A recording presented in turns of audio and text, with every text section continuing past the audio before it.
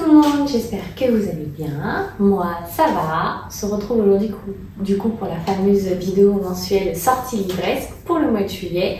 Donc en mois de juillet et août, il y en a toujours un tout petit peu moins que du coup les autres mois, parce que du coup c'est l'été et je ne sais pas pourquoi, mais il y a toujours un peu moins de sorties à ce moment-là. Est-ce que c'est parce que les gens achètent plus de livres de poche, c'est plus simple pour mettre à la plage ou autre, j'en sais rien. Mais du coup voilà. Donc du coup, je vais vous montrer tous les livres que moi j'attends avec impatience. Et comme la vidéo du mois dernier, toutes les dates sont à prendre avec beaucoup de précautions parce que du coup, avec la crise du papier qui ne s'améliore pas, certains titres sont repoussés. Donc du coup, voilà, il y en a dont un qui était surannoncé pour le mois de juillet et qui pour le moment, j'ai un peu peur de ça. On va dire que sa sortie soit repoussée. Donc du coup, on verra bien. Donc du coup, je vais tout vous montrer parce qu'aujourd'hui, on est en très bonne compagnie, il a décidé d'être avec moi, mon bébé. Donc du coup, c'est parti, je vous montre tout ça.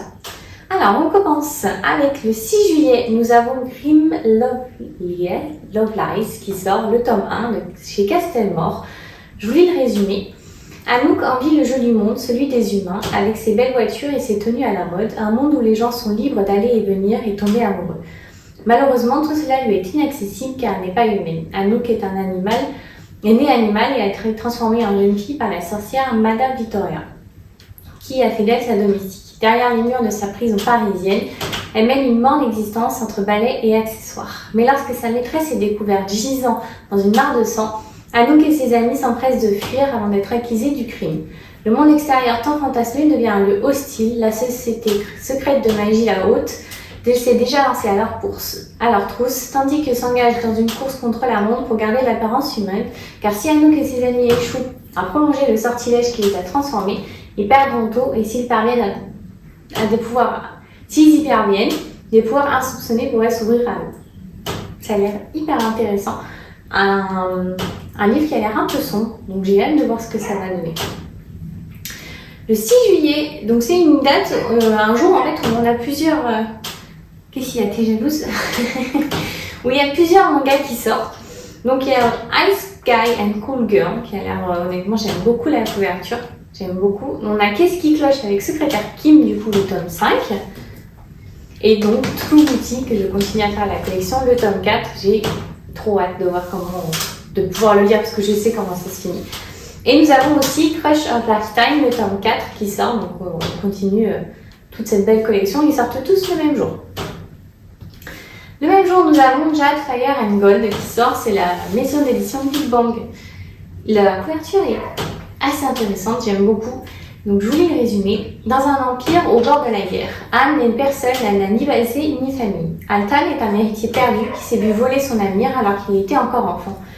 Lorsqu'ils se rencontrent, chacun voit en l'autre un moyen de reprendre en main son destin. Pour Altan, Anne pourrait le mener à reconquérir son trône. Quant à Anne, elle détient peut-être enfin un moyen de percer les secrets de son passé et comprendre ses redoutables pouvoirs magiques. Mais le prix qu'ils auront à payer pourrait être bien plus sanglant qu'ils ne l'imaginent. Ça a l'air trop bien. C'est vraiment ça a l'air vraiment d'être une histoire de... Ça va être un peu bizarre comment je veux dire, mais des capes et d'épées et un peu de combats sanglants comme je les aime, avec un tantinet de complot politique, donc ça a l'air d'être un mélange, j'espère qu'il est savamment dosé, et qui va promettre d'être assez explosif. Ensuite, j'ai perdu. Le lendemain, le 7, nous avons du coup le tome 3 de Hadès et Perséphone. Donc là j'ai le 1, j'ai acheté le 2 et j'attends en fait le tome 3 pour lire les 3 d'un coup, les 3 shots. Donc c'est A Touch of Malice et je vous lis le résumé. Perséphone et Hadès sont fiancés. En représailles, Déméter provoque une tempête de neige qui paralyse la nouvelle grâce et refuse de lever le blizzard si sa fille n'annule pas ses fiançailles. Lorsque les Olympiens interviennent, Perséphone voit son avenir entre les mains des anciens dieux qui sont divisés. Doivent-ils permettre à Perséphone d'épouser Hadès et de partir en guerre contre Déméter ou interdire leur union et prendre les armes contre les dieux des morts? Rien n'est sûr sauf la promesse de la guerre. Ouh, j'ai trop hâte. J'ai pas lu le 1 et j'ai vraiment essayé au maximum d'éviter tous les spoilers que je pouvais avoir sur Instagram pour pouvoir lire les 3 d'un coup et ne me faire que mon propre avis à moi. Le même jour, nous avons normalement le tome 2 Le Trône des Sept Îles qui sort. J'avais beaucoup aimé le tome 1 j'avais été juste un tout petit peu déçue parce que du coup j'imaginais un peu plus, on va dire, de piraterie dans le tome. Mais j'ai adoré quand même, donc j'ai hâte de voir ce que ça va donner parce que ça a l'air... la fin était assez impressionnante, donc j'ai hâte de voir ce que ça va donner. Je vous lis le résumé. J'ai perdu la page en vous parlant. Voilà, c'est bon. Par le sang et les sacrifices, Amora Montara a vaincu une rébellion et a pris la place qui lui revenait en tant que reine. Maintenant, avec les îles en ébullition et les gens qui remettent en question son autorité, Amora ne peut permettre à personne de voir ses faiblesses. Personne ne peut connaître la malédiction de sa lignée. Personne ne peut savoir qu'elle a perdu sa magie. Et personne ne peut connaître la vérité sur le garçon qui détient la moitié manquante de son âme. Pour se sauver elle-même et son royaume, Amora se lance dans une quête désespérée d'un artefact mythique qui pourrait tout réparer, mais cela a un coût terrible. Alors qu'elle essaie d'équilibrer sa loyauté envers son peuple, son équipage et le désir de son cœur, Amora découvrira bientôt que le pouvoir de gouverner pourrait la détruire. J'ai hâte de voir ce que ça va donner. J'avais pas mal aimé le 1, il y a juste à part 2-3 tétas qui m'avaient un peu chiffonné, mais j'ai un très bon souvenir de lui, donc j'ai hâte de voir, parce que du coup, normalement, c'est la fin. Donc, j'ai hâte. Pareil, le 13 juillet, nous avons Cryer Wars qui sort, c'est de Sexus de nouveau, le tome 1, donc lui, ça fait plusieurs mois qu'il est repoussé. Donc, je vous lis le résumé. Après que la guerre des races ait ravagé le royaume de Rabu, les Otomae, destinés à être les jouets de la famille royale, ont usurpé les domaines des propriétaires et plié le genre humain à leur volonté.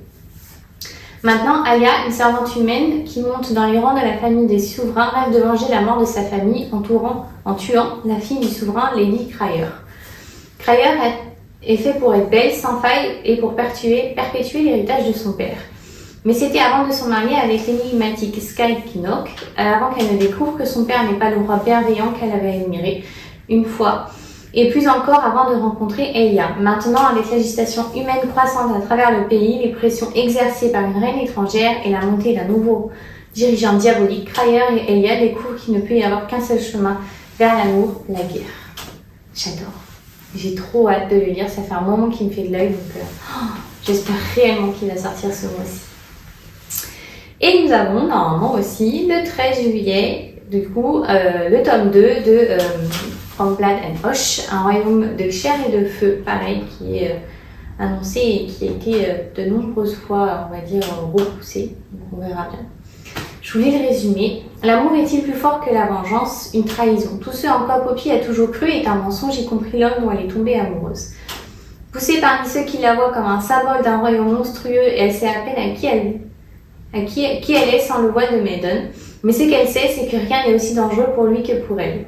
De Darkthrone, le prince Zatalia, il veut la combattre, et il veut qu'elle combatte, et c'est un ordre auquel elle est plus que heureuse d'obéir. Il l'a peut-être enlevée, mais il ne l'aura jamais.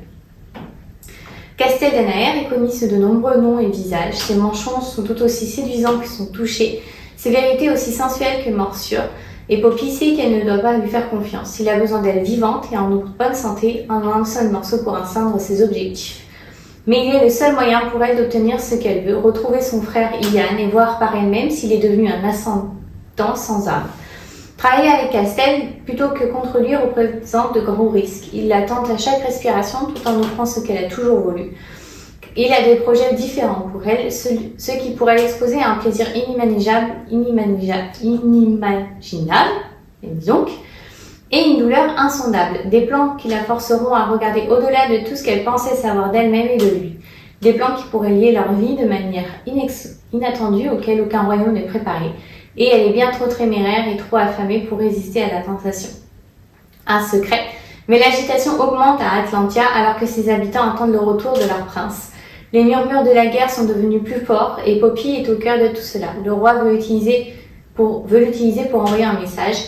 Les Descenders veulent sa mort. Les Volven sont de plus en plus imprévisibles et alors que sa capacité à ressentir la douleur et les émotions commence à devenir plus forte et à se renforcer, les Atlantiens commencent à la craindre. De nombreux secrets sont en jeu, imprégnés des péchés sanglants de deux royaumes qui feraient n'importe quoi pour garder la vérité cachée. Mais lorsque la terre commence à trembler et que le ciel se met à saigner, il est peut-être déjà trop tard. J'ai vraiment hâte parce que j'avais adoré le tome 1, ça a été un pur bonheur de le lire, je ne l'ai pas lâché. C'était vraiment juste, j'avais adoré, donc j'espère réellement que ce tome 2 sera à la hauteur du tome 1. Et donc normalement, il y a aussi Crescent City, le tome 2, qui sort au mois de juillet. La Maison du Ciel et du Souffle, ça a été repoussé au mois d'août, donc je sais pas trop. Il était annoncé, De Saxus l'avait annoncé pour juillet, ils avaient même mis une date sur Instagram, mais là du coup il semblerait que c'était repoussé parce que le mois dernier il y était au mois de juillet. Et là, il n'y est plus, donc je pense qu'il sortira pas du tout ce mois-ci. Je suis un peu triste parce que c'est un des livres que j'attendais avec impatience. Il fait partie du top 5 que j'attendais cette année avec La Passeuse de mots, le tome 3, qui, je sens, va me détruire complètement. Il y avait lui, il y avait De sang d'écume et de glace, la fin du coup de Vampiria qui était juste géniale. Donc, je suis un peu triste, mais j'espère au moment qu'on l'aura avant la fin de l'année. Et voilà, je vous ai tout montré. Il n'y en a pas beaucoup, hein. D'habitude j'en ai un petit peu plus, mais du coup, comme c'est l'été, il y en a forcément un peu moins en juillet et août. Donc du coup, voilà. Mais je vous ai montré ce que j'attends avec impatience. N'hésitez pas à me dire si vous, il y en a d'autres que vous attendez avec impatience. Ou au contraire, si en été, vous achetez quasiment pas de livres, parce que du coup, vous en profitez soit pour vider votre pile à lire, ou parce qu'il n'y a rien qui vous intéresse. Voilà, en tout cas, je vous souhaite un très bon lundi, une très belle semaine et je vous dis à du coup lundi prochain. Bye bye!